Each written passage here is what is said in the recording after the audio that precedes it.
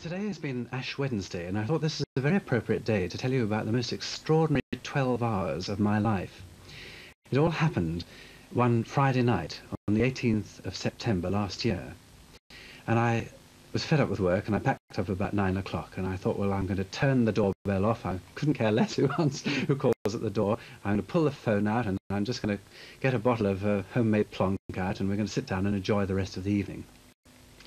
And so I'd had about half the glass, and there was an awful banging at the door, and Doreen said, "Oh, forget it, we're day off now," something like that. And the noise was so terrible, I said, "No, I've got to answer the door."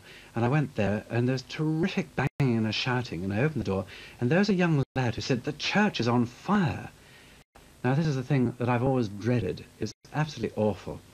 And what happened in the next 12 hours or so, I could hardly tell you, but I know that I dialed 999, and doesn't it take an infinity somehow to get through? Of course, it's very quick, but it seems to take so long. Then I went tearing over to the church, and remembered to take the key with me. And I got the ladder out of the vestry and shut the doors again, all the fire drill, and took the ladders up to the east end outside and climbed up them, and I could see where I thought the fire was, and this terrific explosion that nearly blew me off the ladder, so I thought I'd leave that to somebody else.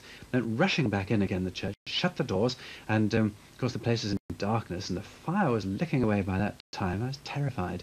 And I knew where the fire extinguishers were. Anybody watching here, please note. And I got the first extinguisher, and I thought the best thing to do would be to just see where the fire was coming through the ceiling, and as the bits fell down, so I would spray them out. And then I thought better of this. I thought, well, if I spray the area of the altar and the choir stalls with the fire extinguisher, at least when the stuff does drop down there, it's not so likely to catch alight if it's wet.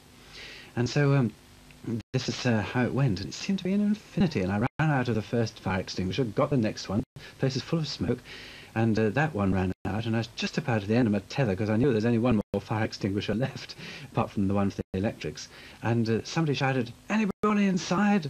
And I said, "Yes, what kept you?" You always panic like this, don't you, in times of crisis, and he said, "Well, if I were you, I'd leave now, sir." So I went outside, and by that stage the fire engine was screaming around, and smoke and fire crackling, and it seemed an absolute infinity, before anything happened, and yet it wasn't. It was all very quick. And I give the fire brigade credit where it's due. They let the fire burn out, and I couldn't understand this, really, because I thought the thing to do was put the fire out, but more damage would have been caused by water than by the flames which were going upwards, which is a good thing. But it really was absolutely terrifying, and people were milling around, and there must have been hundreds of parishioners getting all the valuable things out of the church and stuffing them in the vicarage and all safe places. And it really was a most extraordinary moment in my life. And I was there sort of with the chief fire officer, and I said, "What's the best thing I can do?" He said, "Well, you can sort of stay here and be a focal point for people who want to know what's going on." And when I thought I'd had enough later on that night, I said to him, "Well, what do I do now?" And he said, "Well, if I were you, I'd go home and have a good brandy." I thought it was a good idea for a start. He said, "Then I'd go to sleep." And so I did. I went home and shut the door and had a brandy and went to sleep. And one of the most extraordinary things about that whole incident was that I could just do this. I thought, well, Montgomery can sleep through Alamein, so can I. And this is the thing I feared most, that the church would burn down. And I thought you might be rather interested to know exactly what it looked like. First of all, from the outside. This is looking down from the tower. And then a little later on, when the workmen had come in to sort of put tarpaulins all over the place, this is what it looked like from the inside, because more damage was caused by rain than was caused by any of the firemen's hoses. Incredible sight, wasn't it? And thinking about this that night as I was going to sleep, it suddenly came to me that God was saying something in all this. He's saying that the church consists of flesh and blood, of people, rather than just buildings.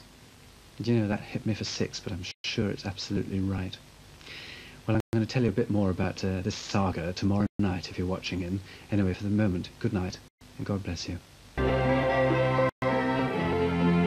Many of you will know that our church at Tamerton Foliot burned down about a year ago, exactly actually, the 18th of September 1981. And it meant quite a lot of work, but we actually reopened it this weekend. Now, I suppose that the last time that any church burned down in the Plymouth area must have been during the Blitz, and here we are commemorating Battle of Britain Sunday, when so many people used their skills and their bravery to save this country from disaster. And it's rather exciting to think that we're able to reopen this church, devastated by fire, about the same time.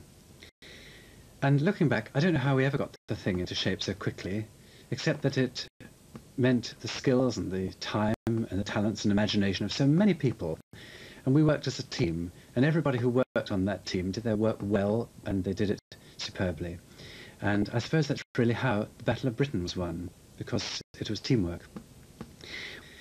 And having to use the church hall next door as a church for the past year meant that we all got very rusty, and we were forgetting where things were. For instance, this morning at the communion service, I forgot my stole, and I forgot my safe keys. And if that wasn't bad enough, when I got to Evensong tonight and got up to the pulpit to preach the sermon, I suddenly discovered I'd left my sermon notes at home, and that was hopeless. I just had to preach off the cuff. Don't let anybody know. And of course, nobody wanted to walk on the new carpet, which is beautifully laid down the aisle. Lovely red carpet. And I thought that perhaps it might be a good idea if I took my shoes off and set the lead, but of course anybody who knows my feet know they reek to high heaven, and didn't think it was a very good idea. Anyway, the best of all, I think, is the floodlighting of the tower. That's lovely. And I think that if you're able to have a look at that, you'll agree with me, it's one of the most superb things about the restoration of the church, and it's some little touch that we've added. And I think what it says to me is that although everything isn't quite as I want it, isn't that like life itself, that there are many things that you can improve and many things that you want to do, but you don't always get the opportunity to do them at the same time. So it's been a long day, and it's been a long year, and in many respects, I suppose it had to be like that. But if you're ever in our area, please do come and worship God with us. And if nothing else, I hope that it will restore your faith in the fact that there are still people about today who care about doing things and doing them well. So good night, and God bless you.